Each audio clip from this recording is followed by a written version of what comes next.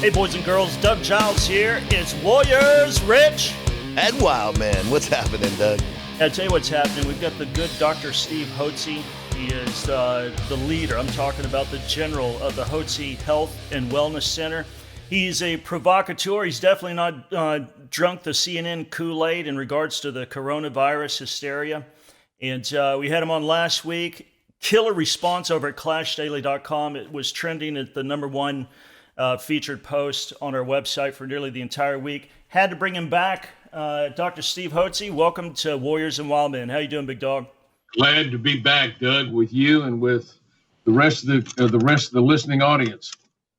Okay, on our last interview on Warriors and Wildmen last week, you went out on a limb and said this thing's going to be a big nothing burger by May 1st. Today I'm looking at over at Daily Mail, coronavirus pandemic, according to this new 100-page federal plan, is guesstimated to last 18 months or more and could come in several waves and cause a critical shortage of medical supplies. So, Dr. Steve, still holding the May 1? No, I'm not. What do we got now? Well, after doing some deeper dive studies on this and trying to figure out, there's two things you have to figure out. What is the reproduction rate of this virus in individuals? How often does it turn over and double? In other words, does it take a week for it to double the amount of people that have been infected, or does it take 2 weeks, or does it take a month? The longer that it takes to reproduce, the lower the number of infections you're going to have, obviously. And then, so that's called the reproductive rate. We don't have good statistics on that from around the world. We just don't, because testing hasn't been done effectively around the world. Maybe South Korea has done a good job on that. But compared to the rest of the world and the United States, we just don't have any good testing results. The United States has terrible testing on the coronavirus, so we don't know how many people truly have coronavirus infection. We do know how many people have died, though, in the United States. Now, that has to do with the fatality rate or the mortality rate. Obviously, if you don't identify everybody who has the coronavirus and you divide that into the number of people that have died, you have a higher mortality rate. In other words, let's just give you an example. And I want to try to make it simple for you. Imagine that 500 people were thought to have the virus, and of that, 50 people died. That would be a 10% fatality rate. You follow that? 50 out of 500, that would be 10%. But there really may have been 5,000 people with the virus, but you didn't have all the testing and you couldn't identify it. In that case, if there were 1,000 people that had the virus and 50 died, that would be a 1% fatality rate. So what I'm saying is we don't really have the numbers and know what the true fatality rate is on this particular viral infection. And we don't know what the reproductive rate is because we've had terrible testing, and that really falls on the shoulders of the FDA and the CDC that they haven't had that. But all that aside, all we hear from the government sources is, fear and grave concern, which is creating hysteria in the population. Everybody's wringing their hands. What can I do? And their only answer is wash your hands.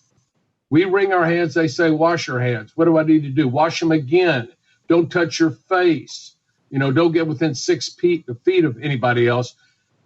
Basically, they're coming down. I was listening to Fauci this morning, and they're on the verge of telling everybody to quarantine themselves, shut down everything. They're on the verge of that. They're going to try to do that with 50% of the population starting today. Wow. They want to go to quarantine everybody. Well, that shuts everything completely down. And of course, when you hear that, there's a great amount of terror and fear. Where are we going to get our food? What about food services? And how are we going to survive and how are we going to live? So it creates a tremendous amount of unrest in society. And they haven't given you anything positive you can do. So I'm going to tell you what. Don't be on the defensive, be on the offensive. You can do something about your health.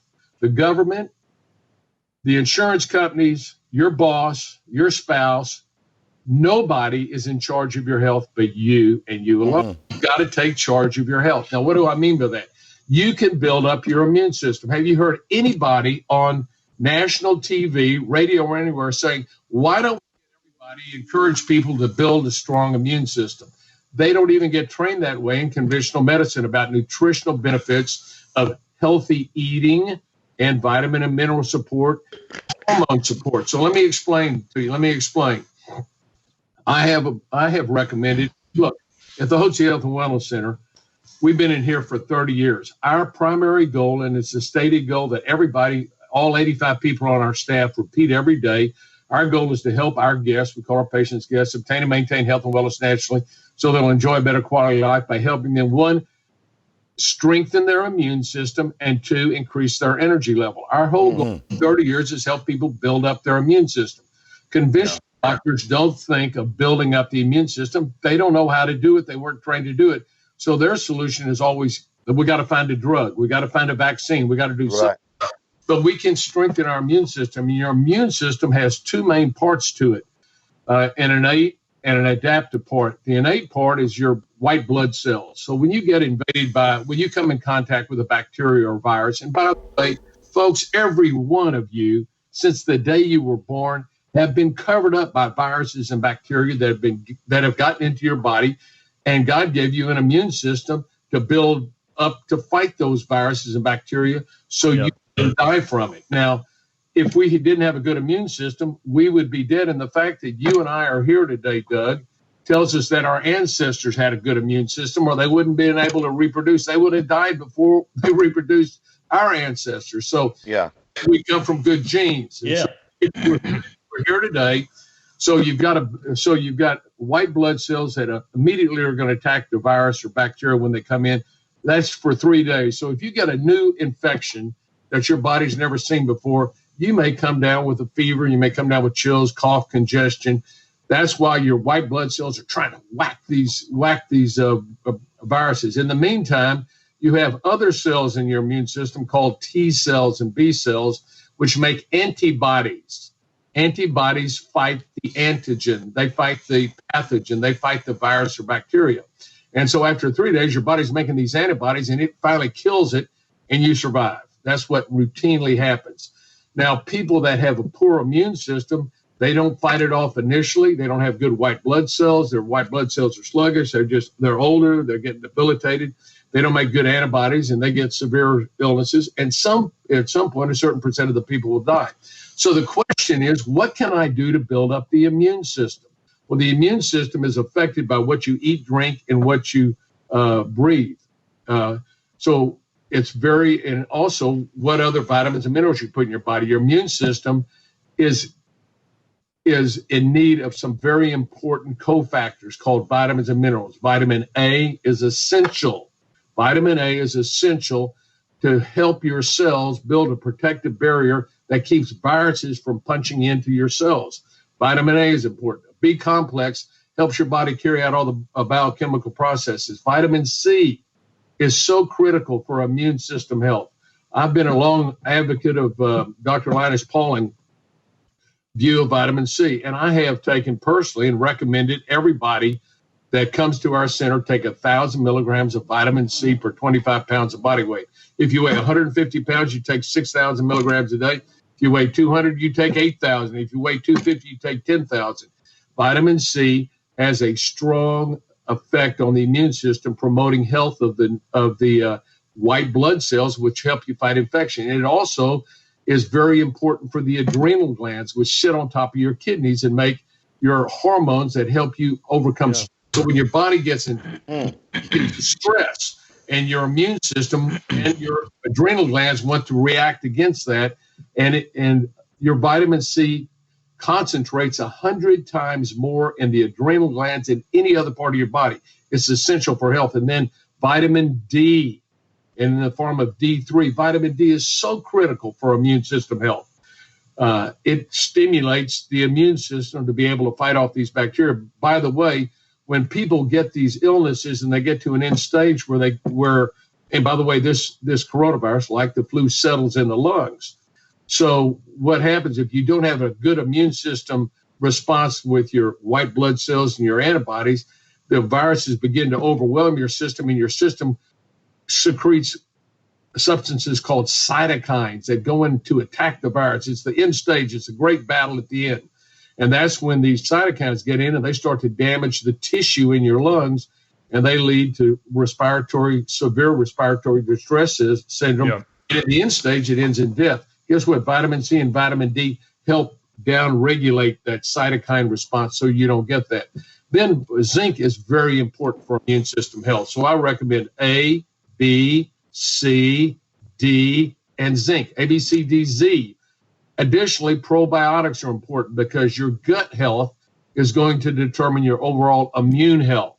Your gut communicates with your brain as well. It's very important to have. There's a lot of people in trouble then, buddy. Well, listen, there's an old saying, if you want to be hit. My dad told me this a long time ago. Now, listen up. My dad he was a very good entrepreneur, wasn't a doctor, but he said, son, if you want to stay healthy, you got to keep your pipes clean. Now, what kind of pipes? Well, you got water pipes, urine pipes, you got blood pipes, you got a sewer pipe. You got to keep the pipes clean.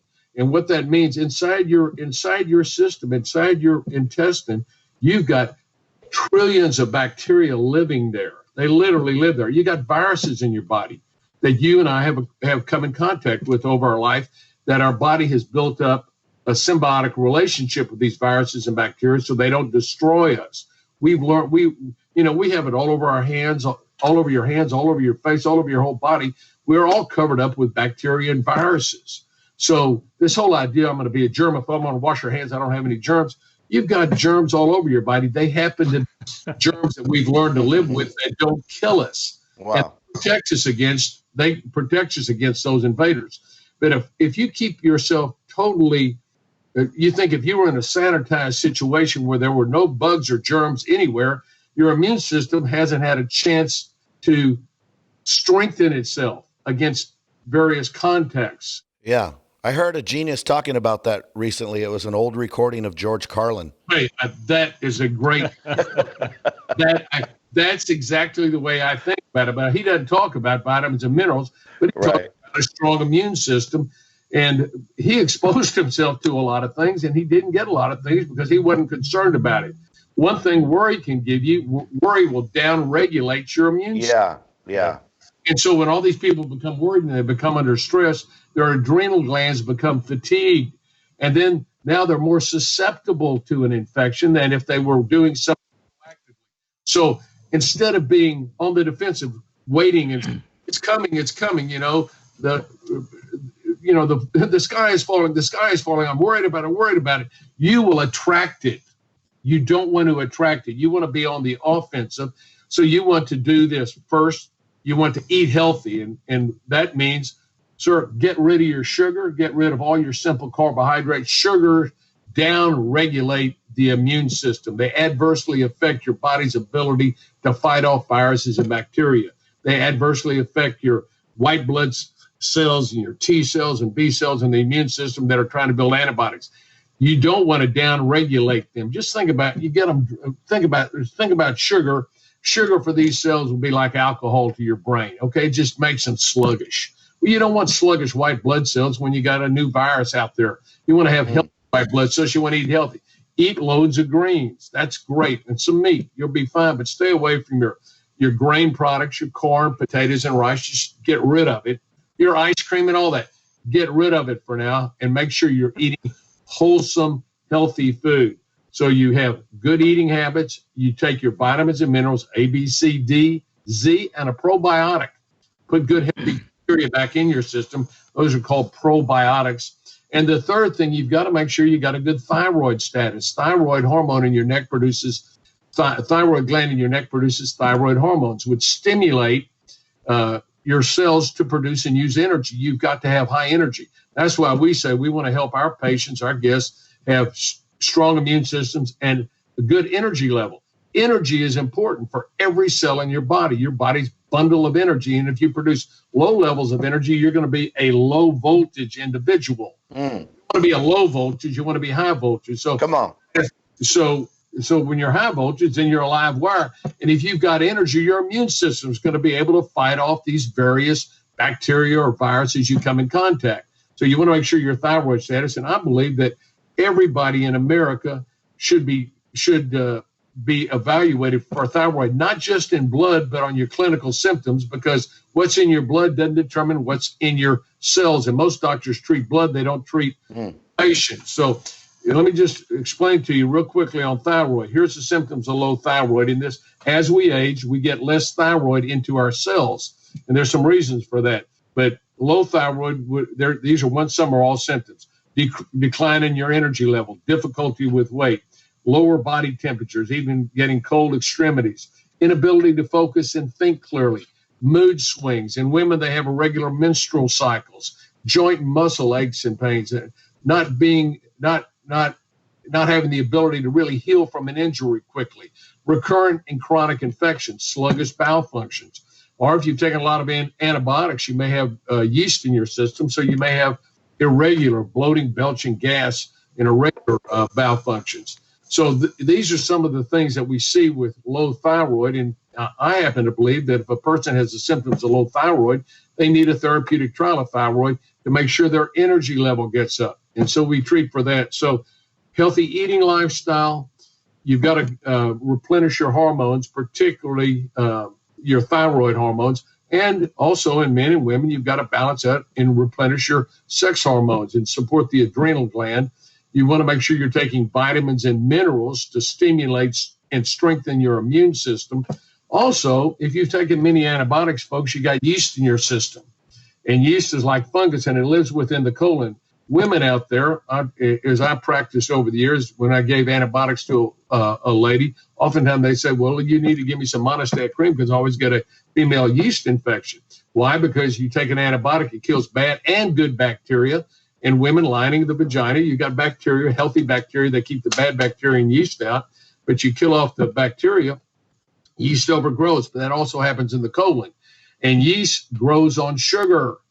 If you think about this, if you ever remember your grandma or your wife has made bread, they take the flour, they knead it, and they put the water in, and it's ready to go, but you got to have it rise. So you get a glass of water, and you take Fleischmann's yeast, dump it in there. If you want to activate it, you sprinkle sugar, and it foams up. Well, that's what happened when you have yeast in your colon. You take, whenever you're on a simple carbohydrate diet, either the sugar, the grains, the corn, potatoes, and rice, those are starches that convert to sugar. Guess what? The yeast is loving that, and it gives you bloating, belching, and gas.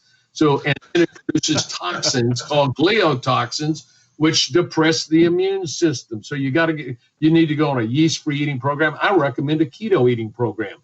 Yeah, baby. Where you eat. Hey, Steve, when you got me on keto, was 2 years ago? I'm down to college weight, 155 pounds. I was at 32 waist. I'm at 30 now. I got to buy new clothes, man. Hey, well, keto works, and basically keto is eating good healthy oils and fats. So, folks, if you want to know what you can eat on a keto eating program, eat eggs. You can have bacon. You can have butter, avocados, cheeses, hard cheeses, nuts, coconut oil, olive oil, fish oil. Take your vegetables and steam your vegetables and put good butter on top of it. Have salads, green salads, and I use spinach and broccoli in my salad every day. That's what I have. And I pour on olive oil and a little balsamic vinegar, and then I have some meat. Last night I had a little elk steak.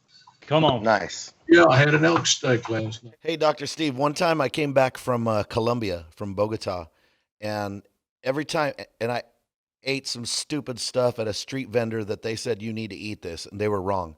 And so when I got home, every time I ate something, it felt like someone was stabbing me in the stomach. And so that's crazy what you were saying right now about the viruses and parasites and bacteria, well, the bacteria stuff. The only thing that I could eat and drink were crackers and Sprite, and then my stomach didn't hurt. And I realized, I was like, whatever parasite or bacteria that I have, it likes this, and I'm feeding it. Anything else I ate, man, it was tearing me up, just hurting me so bad. Well, this just underscores the importance of this principle that Hippocrates, the father of medicine, stated and wrote about. Let food be your medicine and let medicine be your food. You'll never hear that from a conventional doctor. We were taught nothing about nutrition in medical school.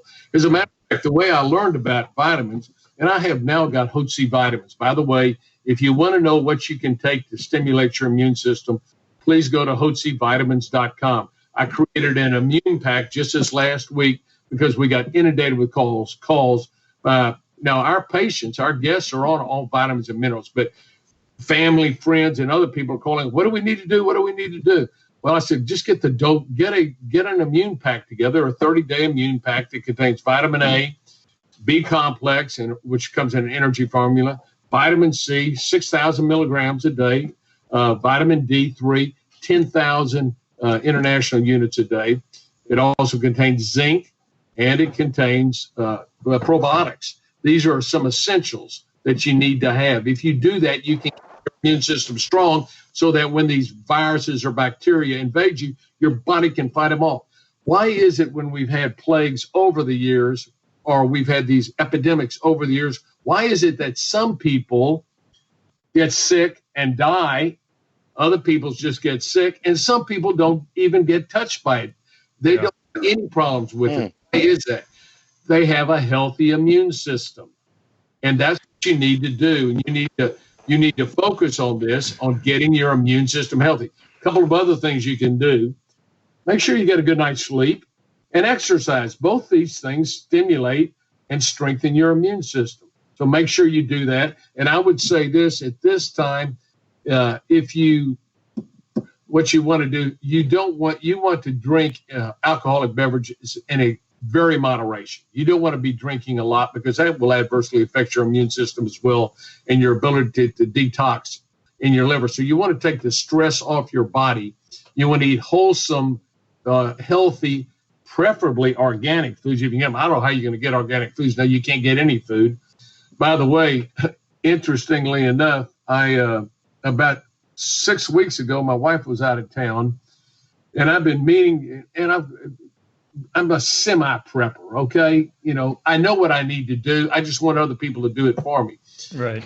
I've had for a couple of years. I got 30-gallon buckets with beans. I got rice, and I got wheat, and the whole 9 yards. I got it stored in some warehouse somewhere. Well, in fact, I don't even know where the warehouse is. I had somebody on my staff go load it all up. So he said I've got a pallet full of food that he'd have to get a delivery service to deliver. I said, well, that's not going to do me much good right now. So I went online to a place called Four Patriots, and they had this deal on dry food. I said, well, shoot. And my wife was gone. I'm just sitting there online. I go, I just buy some of this stuff. How could it hurt me? It had a 25-year shelf life. I said, I may need it sometime. Well, we may need it. My wife last night said, listen, listen. I told my wife, they've shut down all the restaurants in Houston, okay? But guess what? The county judge in Galveston County said he can't do it because it's unconstitutional. So all the restaurants are open down in Galveston, which is about an hour drive away. I called Janie on the way up and said, sweetheart, let me take you out to dinner. Well, we can't go out to dinner. All the restaurants are closed. They're not closed in Galveston. She said, that's an hour drive down there. I said, why don't you just get out some of that dried food? Let's start using it to see if it's any good or not. Hey, Dr. Steve, something that you brought up a little bit earlier in the beginning of the conversation that I hadn't considered, I think it's important, is that I think there's been 75 deaths. I checked yesterday. I think 75 deaths. No, and you said the deaths are confirmed deaths due to the virus and other complications, right? Sure. Okay. The deaths are presumed. If you look on the go to cdc.gov, and it talks about the number of cases. I looked at it this morning. I can't remember. I'll look that up quickly. You can look up on CDC, and it will say confirmed or presumptive cases. Okay. Wow. Okay. So 75. So 75 is the top end of what they're saying, right? Okay. So here's my question. So they're warning us. They're saying so many more people are infected that you can't even imagine. And once the test kits come out, and so they're actually blowing that up like it's about to be worse, right? But what you've been saying, you were talking about the mortality rate. So if we're going to find out that there's this many multiplied more cases of people infected, but we know that there's not more than 75, then the mortality rate is going to be way lower than what they've been saying. Right. That's what you were saying, right? That's exactly what's going to happen. And I anticipate over the next 2 to 3 weeks, can you look up, please, that CDC, my coronavirus update, and then pull that letter up for me, the coronavirus update. And you may find it somewhere else, the one I send out. Okay. Because I have some links, and I want to get the latest link from the CDC. Okay, go back. What was it? I'm sorry, I got interrupted here. So we were talking about we're talking about mortality. We're talking about the mortality rate. Right. Okay. Here's what's going to happen. And again, the CDC and the FDA have been way behind the 8 ball on this thing.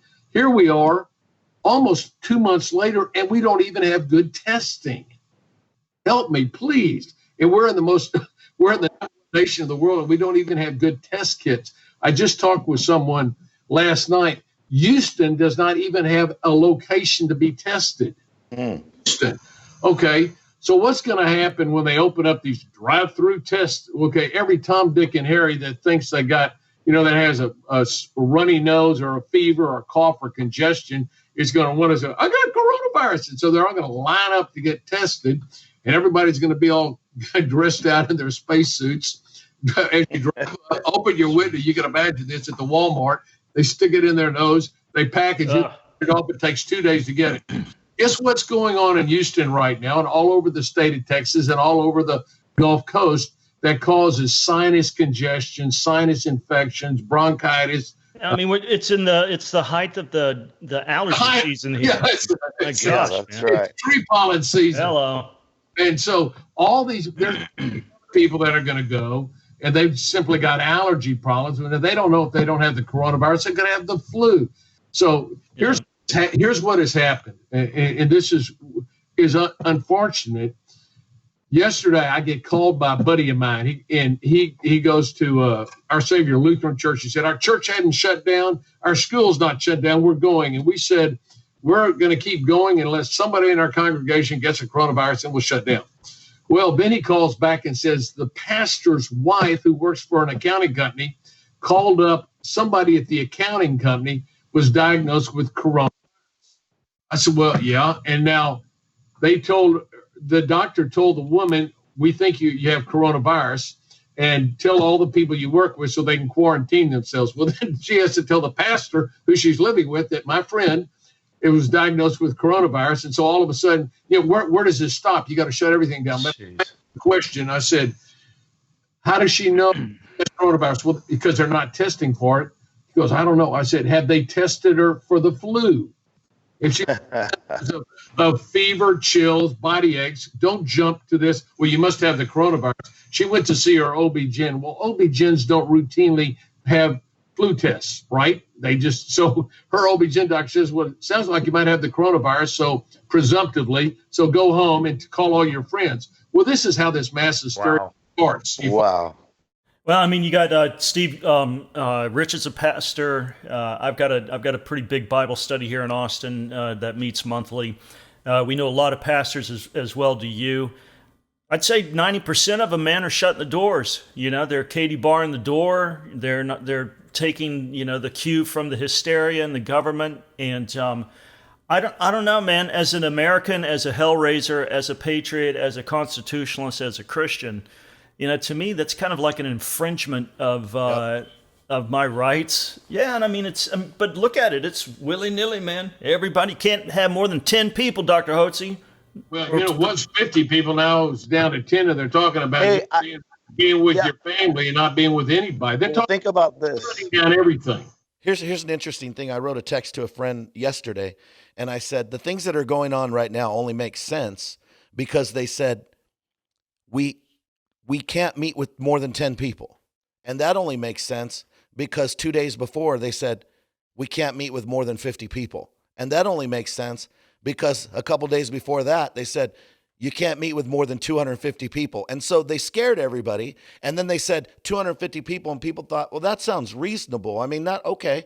And then since we accepted 250, 50 wasn't that big of a jump. And now we're scared and it's like 10. And now it's social distancing 3 to 6 feet. and then they're going to put you in your homes and quarantine you. Here's the latest. Yeah. They're not quarantining me. You could write that down. Yeah. Well, but let me explain something on this. Because they ain't going to die of coronavirus. They come try to get me. They're going to die of lead poisoning. Well, think about it. Here's their rationale, and it's not unreasonable. The thing I'm most disappointed is they're not telling anybody what they can do to strengthen their immune system. Why can't they do that? Exactly. Because they don't know about vitamins. I'm talking about the average doctor has no idea about vitamins and minerals and how they support your immune system. They have no idea. Dr. Steve, when I was listening to you just go through the litany of the A, B, C, D, and Z and dietary issues and stuff, bro, nobody's going to do that. They're going to eat burritos. They're going to stay fat. They're not going to change their lifestyle. They're not going to exercise. They're not going to, and so that's the way the Serengeti trims the herd. And hey, let me say this. I went to the store with my wife, and we went for our regular grocery shopping, not for panic shopping. And we have 3 teenage boys, so that looks like we're hoarding, right? We're getting a week's worth of groceries. And so we went in there, and I can't I'm looking on the shelves, and I see the things that are missing, and I see the things that are still there, and it's not making sense to me. So I said to my wife, why are all the Cocoa Puffs gone? And I said, and there's a whole shelf full of these giant containers of oatmeal. I said, if you buy Cocoa Puffs, you have to have milk. Milk is not going to last. If there's no food in you, that doesn't do you any good. I said, with oatmeal, you can feed your family. I mean, that's not how we want to live, but if you have to, you can survive on that, right? With a little water and a little heat, you're okay, right? And I said, what? And she said, no, because you're thinking about survival. They're not thinking about survival. They're thinking about hiding in their houses with their comfort food and eating what they want to eat. And when she told me that, it almost exploded my brain because I can't even fathom that people are that stupid. No, That's they exactly. Hey, that's what they're eating. Twinkies. They're eating all the Hostess cupcakes. Yeah. Cookies. They strip those off. So these are the unhealthy foods. Nobody's telling them to eat healthy. They haven't been teaching them for decades. Nobody's taught Americans how to eat healthy and taught them how to take vitamins and minerals. Why? There's no money in that for the medical industrial complex. They've got to keep people sick. If you keep people sick, guess what? You got them on a hook. You got a cash cow. You're giving them drugs to mask symptoms all the time. I totally have abandoned that. I was going to tell you what happened years back, how I got interested in vitamins. My dad had a health problem back in 1989. I graduated in 76. On the night I graduated from medical school, my dad had a banquet for me at the Houston Club downtown. And over dinner, he turned to me and he said, son, I said, yes, sir. He said, son, don't poison your patients like all the other doctors do. Do you understand me? Whoa. I said, yes, sir. It wasn't a request. It wasn't a suggestion. It was a command. That planted a seed in my mind that 13 years later gave birth to Otzi Health and Wellness Center. But my dad had a health problem, had a heart problem, ended up having angioplasty, which was a disaster, and he had emergency open heart surgery. Anyway, he lives through that in 1989, calls me to his house 2 weeks after he's out of the hospital. He goes, son, I don't know what the Sam Hill I was letting these guys invade my body. I'm an engineer. I got calcified arteries, and they're going to stretch them. It's going to break the pipes. We're in the oil and gas pipeline business. It's a family business. He says, it's like you put pressure on a pipe with a crack in it, it's going to blow.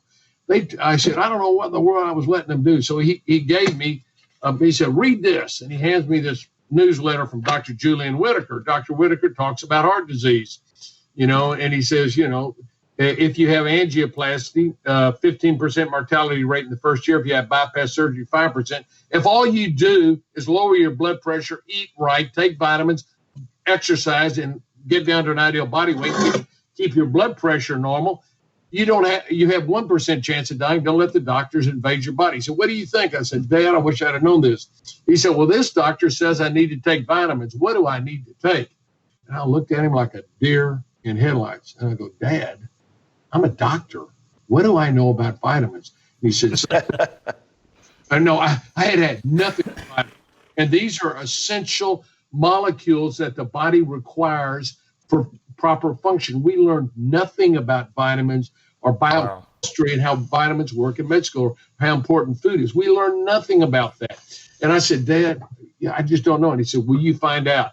And so that's what ultimately gave birth to my health and wellness center and to Hotze Vitamin Store. Now we got a huge vitamin business that, multi-million-dollar vitamin business. We ship all over the world, which is crazy. And it all came out of my dad's health problems. So in his adversity, there was a seed of equal or greater benefit. We've been able to help literally, tens of thousands of people around the world based on just good vitamin and mineral support.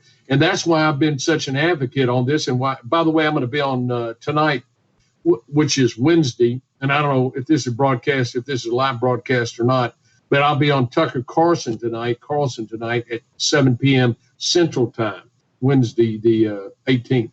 Beautiful.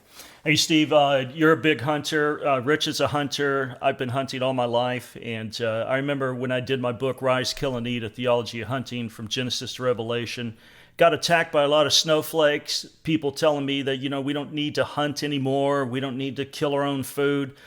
Guess who's got a crap ton of venison in a humongous upright freezer filled from head to foot?